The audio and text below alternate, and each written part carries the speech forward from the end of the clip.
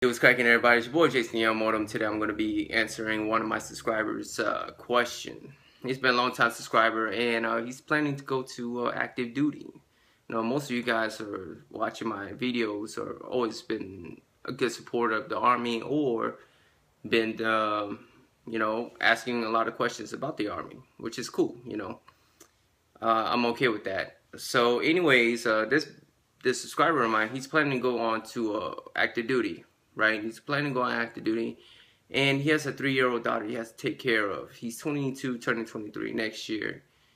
He's feeling that he might be too old for the military, and he wants some suggestions. He has a GED, of course, doesn't have a high school diploma. That's why it's important to get your high school diploma, no matter how frustrating it is. Even if you already have a GED, it's better to get your high school diploma anyways. So, currently the military is not hiring anybody with GEDs. It is what it is, you know. The Army's cutting back down. So they're very picky at the moment, right? They're very picky, and they might be picky for the next 2 to 3 years once the military is dimmed down, right? They're waiting for people to retire. They're waiting for people to ETS out, just get out the military, etc. So until they reach that number, they're going to be very picky who they're going to choose to come into the military, right? So he does have options. He does have options. Either get your high school diploma or go get your 15 college credits, and then you're eligible. In my honest opinion, he's asking, is it better just to wait until a slot opens up and settle with the GED and get whatever jobs they offer? Because GEDs is considered tier 2, and high school diploma with college credits or college degree is considered tier 1. I don't have a GED, but I know plenty of people who does have GEDs, and I won't say they have the shittiest jobs, but it's harder for them, right? You don't get the good jobs, you don't become a medic, you don't become a MP. You get the most basic jobs in the military, infantry. You get a cook, carpenter. You get the most basic jobs. So easy a fucking monkey could do it, right? So essentially that's what you're left with, GED. But I've seen people turn their lives around with GEDs.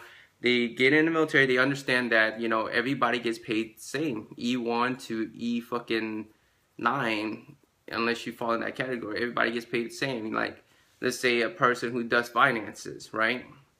In E4. That's a very important job. That's a very important job, but not as important as communications. Tracking satellites and radars and stuff. But guess what? E4 specialists, they get paid the same thing as the E4 finance personnel. And in E4 admin personnel, who does mostly paperwork, is paid just as much as the communication guy. So at the end of the day, I mean, your rank, that's all you got, So anyways, for the first two or 3 years, it really doesn't matter what you do. It doesn't matter what you do, honestly, man. You could be a cook and all the way up to E4, you're still getting paid like the rest of the other E4s. So you're asking me what's the pros and cons of having a GED? It doesn't really matter if you're just getting a full-time job. Now, mind you, when it comes to becoming a sergeant or an officer, that GED is not going to help you. It's not. In matter of fact, to be an officer, you need college credits or a college degree, and that will get you there. Now, if you want to be a warrant officer, you need those 15 college credits. So essentially, you're not going to make it far as an NCO or a sergeant with just your GED. You're going to have to eventually get your high school diploma and start doing correspondence courses and doing some college courses in order to move up in the ranks. Because the problem is with today's Army is that a whole bunch of kids are coming out of college, they can't get a job, and guess what they're doing? They're joining the U.S. Army or the U.S. Navy, the U.S. Air Force, the U.S. Marines, and they're getting in with college degrees, and they're whooping everybody's ass when it comes to promotion. And because you just have a GED, you're going to probably see yourself at the bottom of the promotion list, you know, year after year after year, because guess what? There's a new kid coming out of college and he's joining the military, and every time you think you're on top of the promotion list, you're getting wiped down. These kids are coming in and whipping everybody's ass, and they're in a leadership position. It is what it is, and you can't blame them for that. So that's that with the pros and cons of a GED. The highest rank I believe you can make is probably E4, unless you get college credits under your ass and work your way up. You know, that's the truth. Okay. Now, on rare occasions like me, who've you know, numerous you know, fought the odds of college students, because I did most of, if all, my correspondence courses. I've done college courses in the military. I do have college credits in the military, so that really helped me beat a lot of my competition. You know, I got lucky. You know, also high, you know, PT scores and high shooting scores also helped as well. You know, but at the end of the day, you know, it's really who has the degree. You know, if you plan just to get in, your objective is just to get in the military, then fuck it. Just use your GED and get whatever job, because you're going to get paid just exactly the same as anybody else.